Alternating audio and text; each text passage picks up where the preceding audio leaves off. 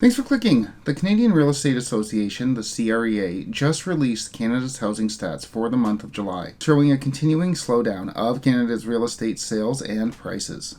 Indeed, the average price of a home in Canada is down almost $200,000 since its peak in February, with sales down almost 30% from this point in time last year. This comes at a time when multiple analysts are predicting that Canada's real estate slump is far from over, with Desjardins predicting a 25% drop in prices, TD just recently noting that with interest rate hikes on the horizon, real estate's fall from grace is far from over, and RBC noting that Canada is in the midst of a historic correction. People are just trying to scare me.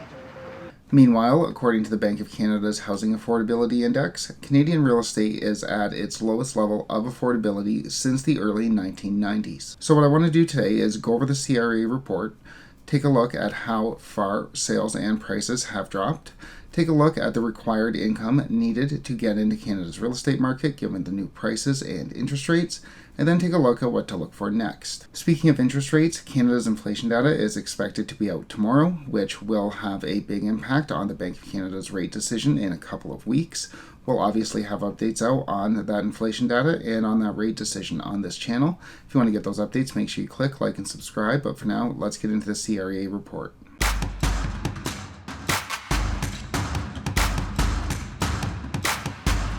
According to the CREA's report, national home sales in Canada were down 5.3% from June and down 29.3% from the same period last year. This was the fifth straight month of declining sales on a national level, though the CREA notes that out of the 5 months, this was the smallest slowdown. You're worried over nothing. And the drop in sales are definitely showing up in the pricing data.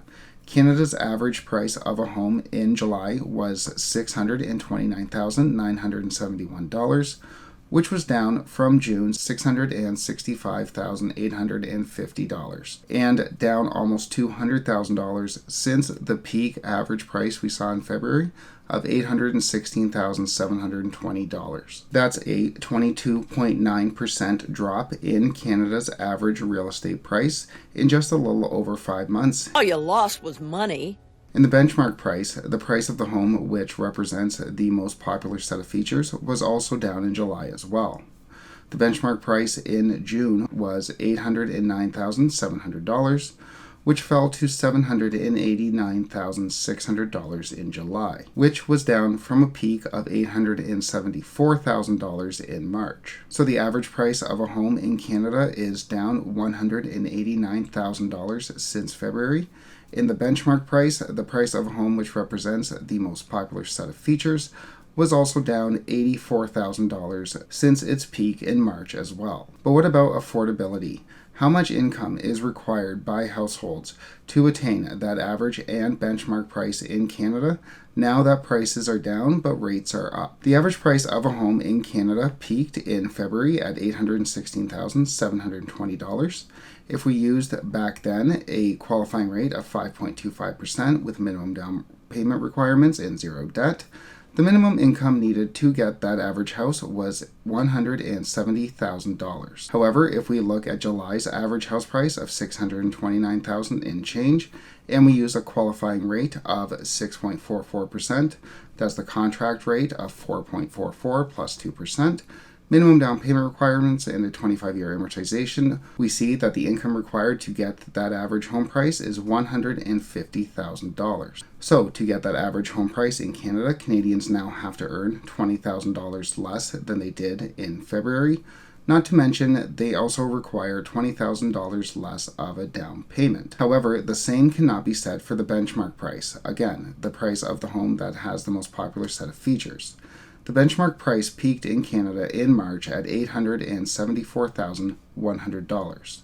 At the time, if we used that 5.25 interest rate to qualify, 25-year amortization, and minimum down payment requirements, the required income at the time was $185,000. However, now if we look at the benchmark price in July of $789,000 and we qualify at that 6.44% with minimum down payment requirements, 25-year amortization, and zero debt, The required income is $182,000. So just a $3,000 difference in required income in over 4 months. So is Canada's real estate market getting any more affordable? It really depends on the home. As we saw, the nearly $200,000 drop in the average home made a big difference in affordability, $20,000 in required income, whereas the benchmark price only dropped about $90,000. Combine that with the interest rate hikes, it didn't do a whole lot for affordability. The benchmark price of a home is really no more affordable in Canada than it was at its peak in March. So like we said, affordability really depends on the home and the area.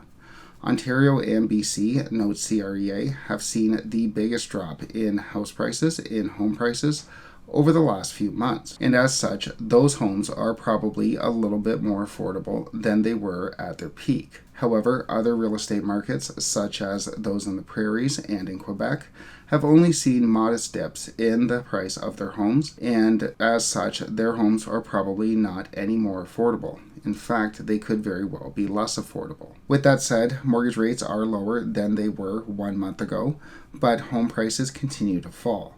So, as time goes on, it's likely that we are going to see affordability get marginally better, even at that benchmark price level, though that will be largely dependent on the pace of interest rate hikes. The Bank of Canada is set to raise rates next month. Whether or not it will be 50, 75, or 100 basis points will be largely dependent on the inflation data. The U.S. inflation rate did decline this month, and it's widely expected that Canada's will as well, which will put less pressure on the Bank of Canada to engage in a supersized rate hike in a 75 or 100 basis points. With that said, we will be getting the inflation data out tomorrow, and we'll obviously have an update out on that data on this channel and its implications for the Canadian real estate market. If you want to get those updates, make sure you click, like, and subscribe, and thanks so much for watching.